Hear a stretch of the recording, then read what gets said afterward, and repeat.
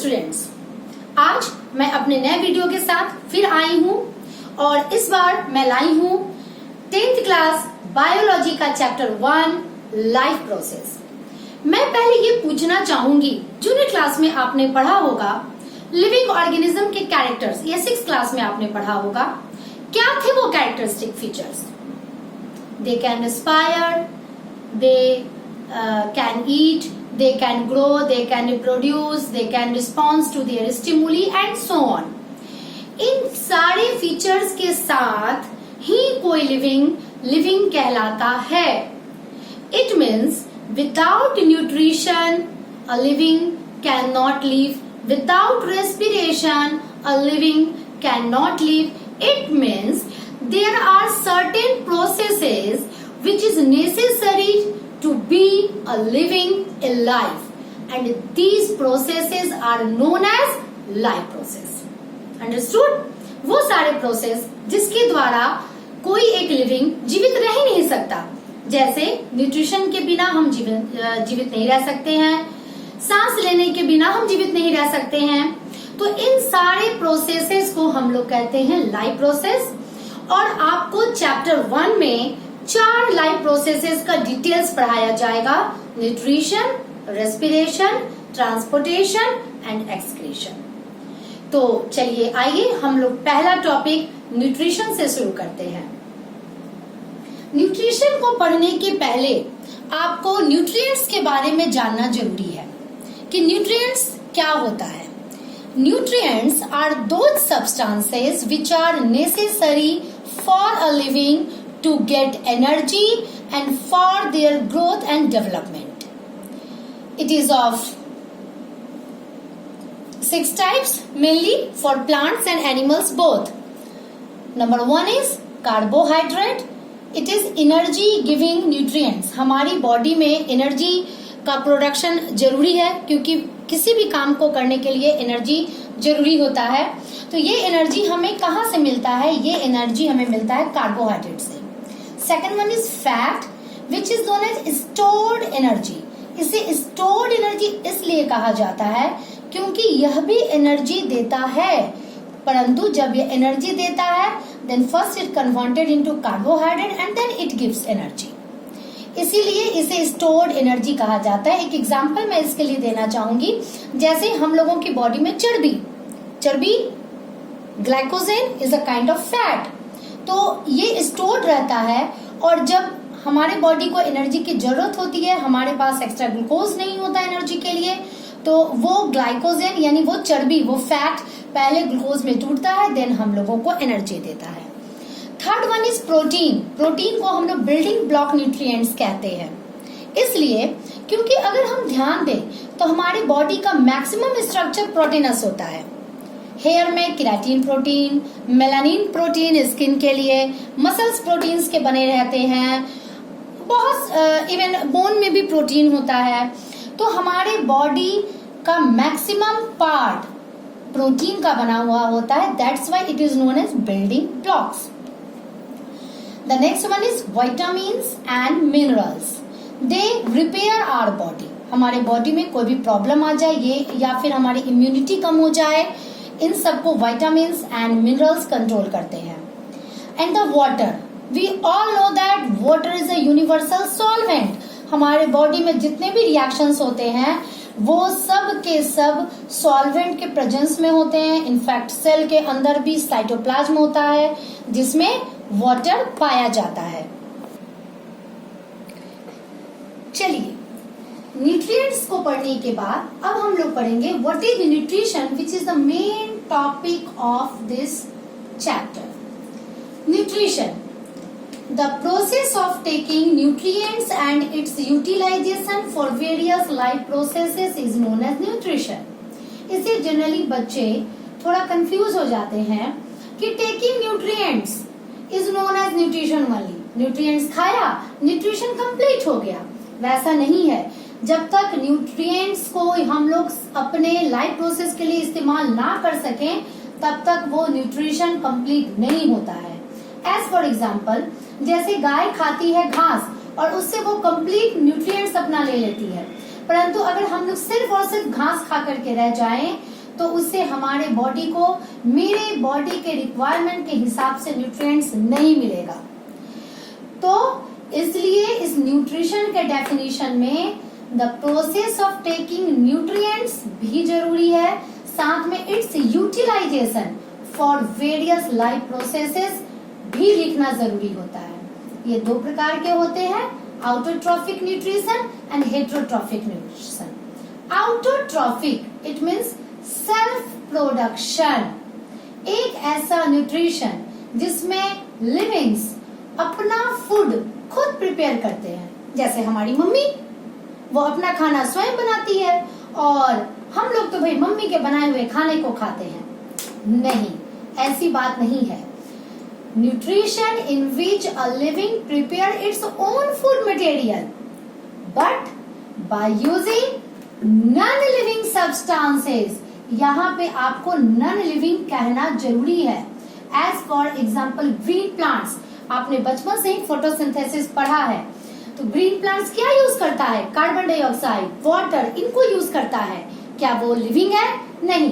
But mummy क्या use करती है? मम्मी यूज करती है गेहूं का आटा या चावल, आलू, दे आर लिविंग थिंग्स। तो अब समझ में आया आउटोट्रॉफिक न्यूट्रिशन किसे कहते हैं। इसके एग्जाम्पल में ग्रीन प्लांट्स आते हैं और कुछ बैक्टीरियाज भी आते हैं। Second one is heterotrophic nutrition.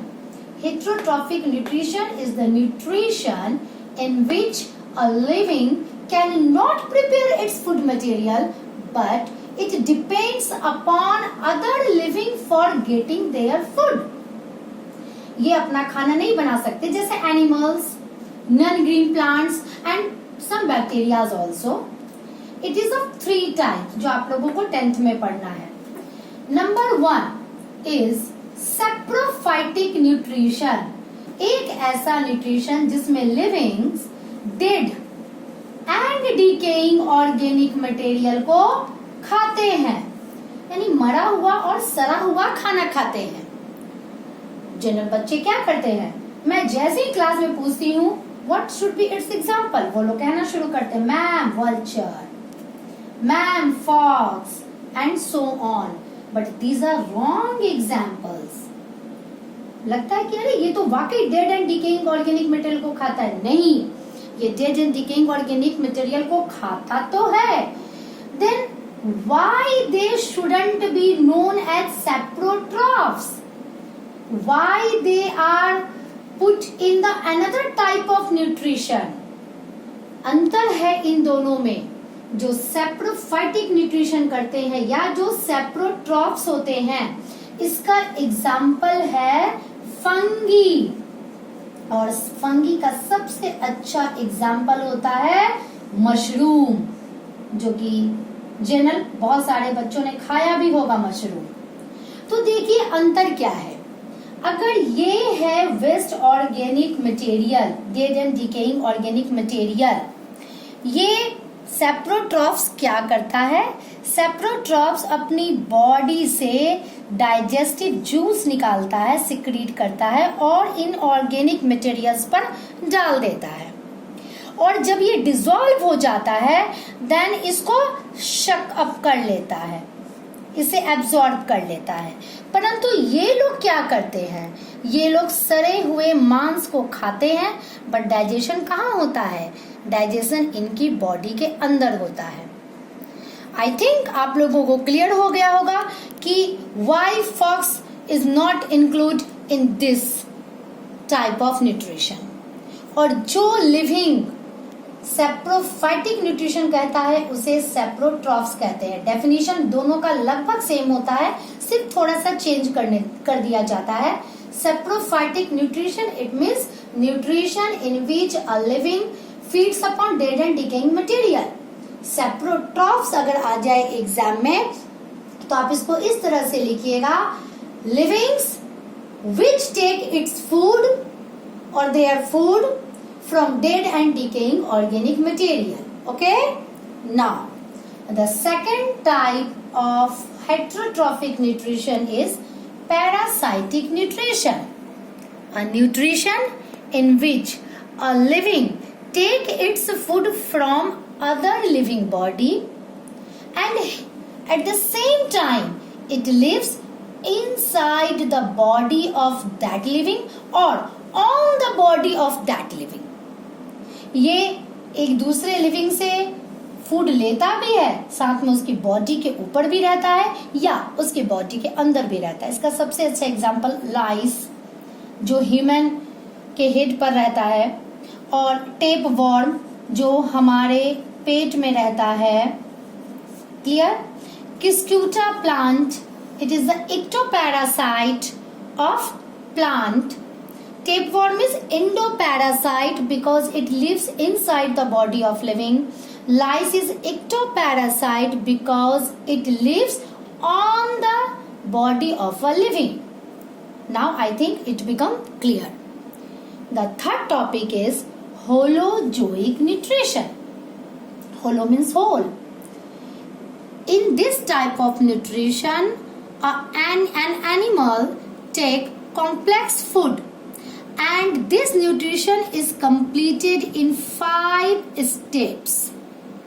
The number 1 is ingation.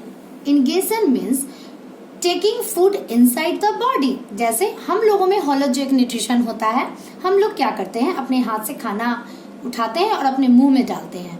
जैसे ही हम लोगों ने अपने माउथ में, अपने मुंह में खाना रखा, ये हमारा इंगेशन का प्रोसेस कंप्लीट हो गया. The second one is digestion. हम लोग क्या खाते हैं, कॉम्प्लेक्स फूड मटेरियल खाते हैं, चावल, दाल, रोटी, burger, pizza and so on. उसमें ग्लूकोज नहीं होता, उसमें अमीनो एसिड नहीं होता. उसमें क्या होते हैं, उसमें कॉम्प्लेक्स कार्बोहाइड्रेट्स होते हैं, प्रोटीन्स होते हैं, फैट्स होते हैं. हमारी बॉडी की इतनी कैपेसिटी नहीं होती है कि वो उसे डायरेक्ट एब्जॉर्ब कर सके, तो वो पहले सिंपलर सॉल्युबल फॉर्म में कन्वर्ट करता है, जैसे कार्बोहाइड्रेट ग्लूकोज में, fat fatty acid and glycerol में, और इस फॉर्म में वो टूट जाता है ताकि हमारा बॉडी उसे एब्जॉर्ब कर सके और हमारे बॉडी के हर एक सेल्स में वो जा सके. This breaking down of complex food material into the simpler and soluble form is known as digestion. The next is absorptions. हमारे अगर हम लोग अपना ही एग्जाम्पल लें तो खाना कहाँ डाइजेस्ट होता है, हमारे पेट में. लेकिन क्या हमारे पेट के ही सेल्स को वो न्यूट्रिएंट्स चाहिए? नहीं, हमारे बॉडी के हर एक पार्ट्स, हर एक सेल्स को वो खाना चाहिए, वो न्यूट्रिएंट्स चाहिए ताकि वो एनर्जी ले सके, वो रिपेयर कर सके अपने आप को. तो इसके लिए हमारे बॉडी, इट मीन्स कि जो भी लिविंग्स होते हैं जहाँ पे होलोजोइक न्यूट्रिशन होता है, जहाँ पर डाइजेशन होता है, उस पार्ट से वो जो डाइजेस्टेड फूड मटेरियल्स होता है वो बॉडी के फ्लूइड में चला जाता है ताकि वो सर्कुलेट हो सके हमारी बॉडी में. And this process is known as absorption. The fourth one is assimilation. Assimilation is a kind of transportation.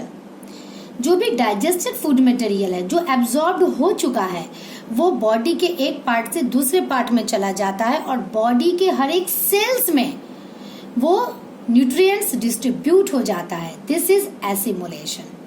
And the last one is egestion. जो अनडाइजेस्टेड वेस्ट मटेरियल होते हैं वो बॉडी के बाहर निकल जाते हैं, and this is known as egestion. और इस प्रकार से हमारे न्यूट्रिशन का एक इंट्रोडक्शन वीडियो कंप्लीट होता है. मिलती हूँ फिर नेक्स्ट वीडियो के साथ. Then till then